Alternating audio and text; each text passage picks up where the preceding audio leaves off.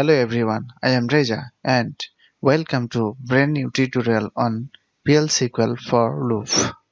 Let's see an example of the very most interesting topic for loop. So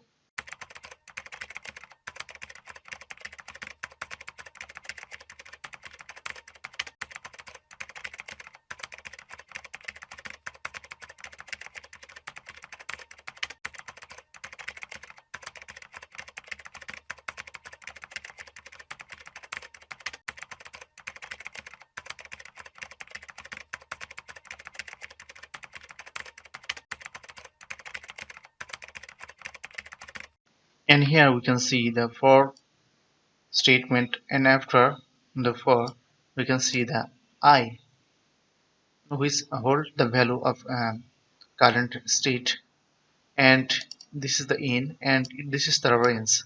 This is the first one, initial value, and the last one is last value. So this is the loop statement where we use to print the some values inside DBMS output line statement, and after the line we increment the value v count variable.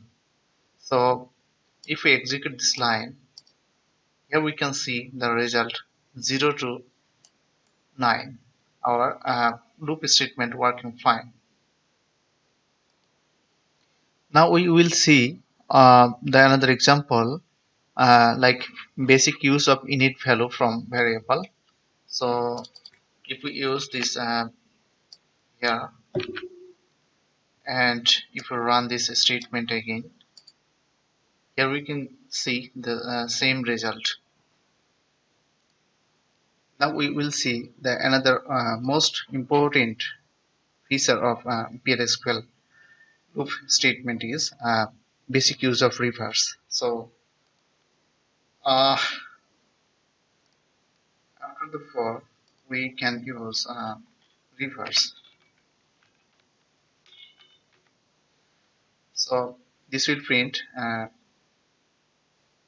we don't need to use increment here.